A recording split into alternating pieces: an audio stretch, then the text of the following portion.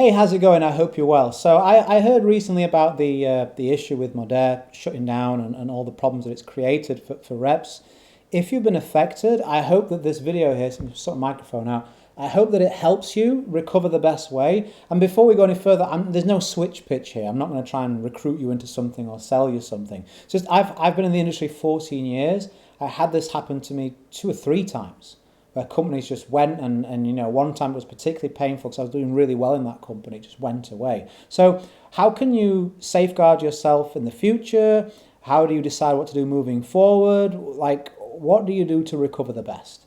So number one, what I would say is before you decide if you're going to continue or quit, just ask yourself, do the reasons why you got started in Modere, do they still persist? Are they still there? Is that hunger still there? Do you still want to achieve the things you set out to achieve? If they do persist and you feel like network marketing is a viable option to help you achieve that, you don't see anything else out there that attracts you as much, it would be a shame for you to allow that negative experience, no matter how negative it was, to impact, moving forward. It just means that we take a lesson. We take a knock and we keep on moving forward. Should we never date again? If we put a lot of time into a partner and the relationship doesn't work out, should we give up on love? No, I don't believe we should, right? So same with the network marketing business. This is something I thought about when I considered quitting, when I really felt sort of down after the company I was in went under. Second of all, I highly invite you to build a personal brand from this day forward, or if you're already trying to, putting more into that. Like, I realize that I don't own the companies that I'm partnering with, and that's exactly how you should see it. You're the asset, you're the entrepreneur, and then you have partnership relations, with another company or with other resources, with other people. And the reason that it's important you lead with yourself and your brand, not the company, is to safeguard against situations like this. If you lead with a personal brand and you don't talk about what company you're in, and you build value with an audience, you build an audience, then when it comes to a direct communication or promotions in private, you talk about the company, you're able, if something happens to this company, to just switch it with another offer. All the marketing that's out there, all the branding you've done can remain. The problem with leading with the company name or constantly talking about it means any video, any audio, any post you've done with it in is now ruined if that company goes under or does something that you don't like, because we don't own the company, another person does. So build your own personal brand. First thing you should do with that brand is create resources that have people raise their hand. They give you their email. They join your Facebook group. Those would be my 2 favorite places. They subscribe to your YouTube channel so that you have a direct flow of communication. This, if you already have that option open to you, will be a lifesaver because you can straight away communicate how you're feeling, what your next steps are. Because a lot of times when companies close down, there's some unscrupulous people who will go, all right, it's a free reign now. These people were in this order in the company before. Now I can just go and try and recruit everybody in my new deal. And so you want to really let people know if you are joining something else or you are deciding, you want to let your people know what you are doing so they can make an informed decision for themselves. We don't own them. They can still join other people. But you would like for them to know, hey, I saw what happened. I have a plan. This is my thoughts. Give me a couple of days and I will give you some options, if that's the direction that you're taking.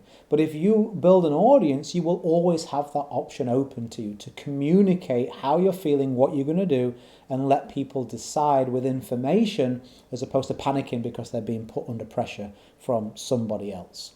Also, create multiple streams of income. You want these to be complementary.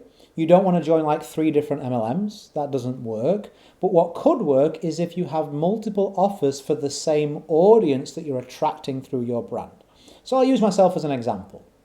My audience are network marketers and coaches. And so I create resources that bring those types of people to me. You're probably one of those yourself. And so what I then have is and I'm not going to go through them, but I have multiple different offers for you as a coach or network marketer, depending on what you need. Some of them, in fact, I'll use another example because I said I wasn't going to talk about anything for sale. I don't want you to think I'm trying to sneak that in. So let's say that I was a fitness instructor that partnered with an MLM company that sold supplements, and I also offered online dietary advice, and I did personal training. Those are all for the same audience, someone who wants to get in better shape, but I have different angles to come at that from depending on the needs of the prospect. I don't have to push them into something.